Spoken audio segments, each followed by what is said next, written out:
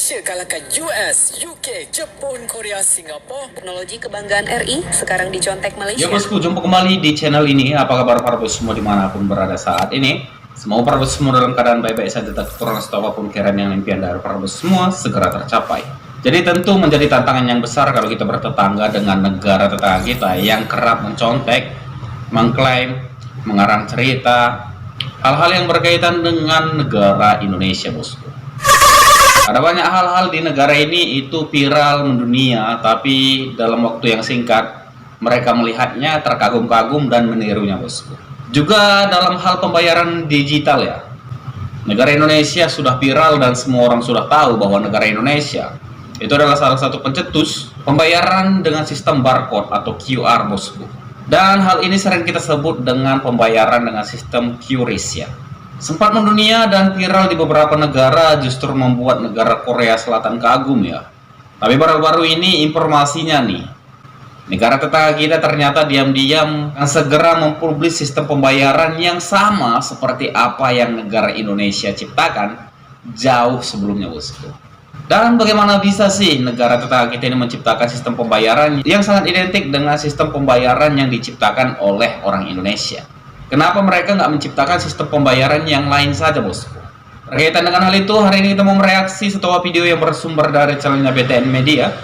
Dan judul videonya mengatakan, katanya EQ tinggi tapi nyontek, teknologi Indonesia ditiru Malaysia. Juga berkaitan dengan hal itu, tanpa berlama-lama langsung kita reaksi videonya. Jom kita reaksi videonya. Bermula tahun 2028 nanti akan ada satu perubahan yang akan dibuat untuk mengubah cara kita bayar guna QR setiap hari. Tiada lagi QR code asing macam ni. Akan ada satu je QR code duit now, wajib untuk Malaysia kalahkan US, UK, Jepun, Korea, Singapura. Teknologi kebanggaan RI sekarang dicontek Malaysia. Malaysia akhirnya mulai meniru teknologi pembayaran kris Indonesia. In the UK, to do a bank transfer can take 3 days. In Indonesia, it takes 10 seconds. Number 8 is practical innovation. Setelah Indonesia sukses meluncurkan QRIS pada 2019 dan mengintegrasikan berbagai kode QR dari bank maupun dompet digital ke dalam satu standar nasional, Malaysia tampaknya mulai melirik konsep yang serupa. Sebelumnya, sistem pembayaran QR di Malaysia masih terpisah-pisah, di mana setiap bank dan e-wallet memiliki kode QR, masing-masing yang umumnya hanya dapat digunakan dalam ekosistem mereka sendiri.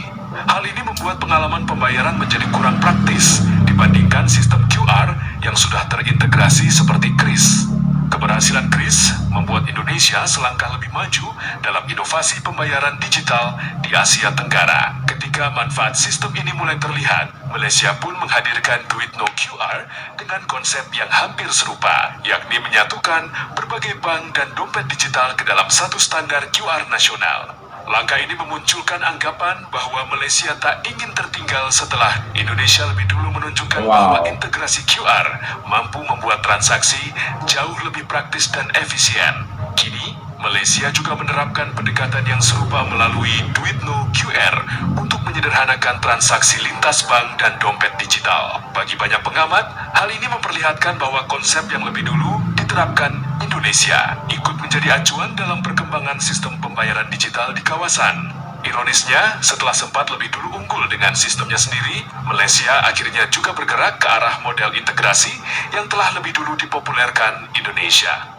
Bermula tahun 2028 nanti akan ada satu perubahan yang akan dibuat untuk mengubah cara kita bayar guna QR setiap hari. Guys, Bank Negara Malaysia menetapkan bahawa mulai 30 Jun 2028, semua sistem QR payment dekat Malaysia ni kena gunakan rangkaian yang saling berhubung, iaitu infra macam Duit Now QR yang dikendalikan oleh PANET. Korang perasan tak, kalau korang pergi ke kedai-kedai yang tertentu tu, maybe korang akan jumpa satu QR yang hanya direka untuk certain aplikasi pembayaran sahaja. Jadi kalau korang tak ada aplikasi tu, ada kemungkinan korang tak boleh buat pembayaran. Maksudnya, kalau korang nampak satu QR dekat kaunter tu, korang boleh terus scan menggunakan mana-mana aplikasi bank ataupun e-wallet yang ambil bahagian.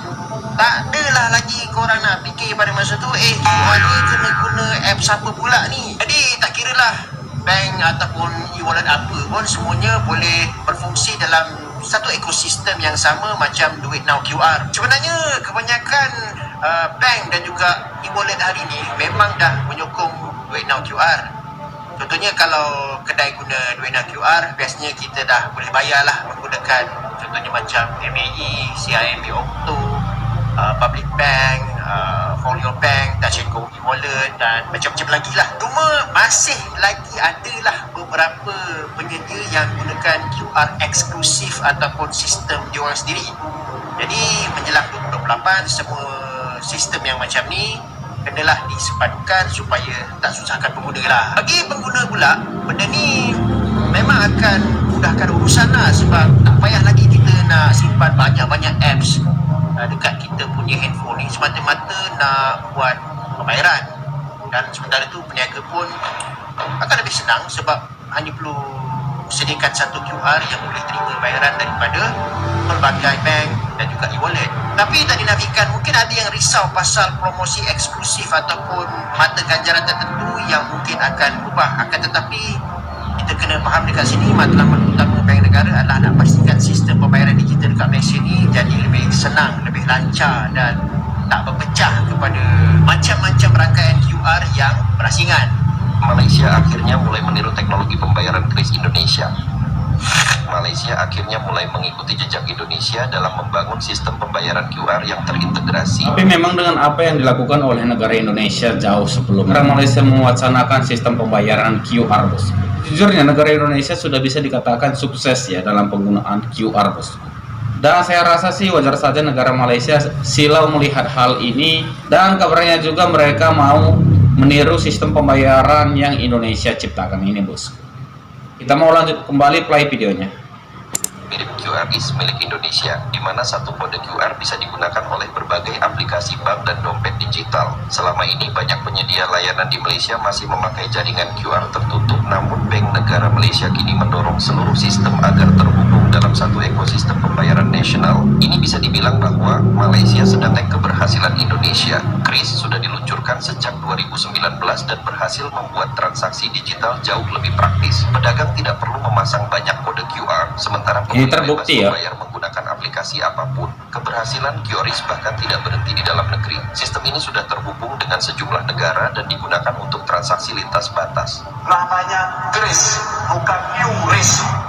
17 Agustus 2019 kita mengproklamirkan satu bahasa pelayanan digital pembayaran. Namanya QR Indonesian Standard.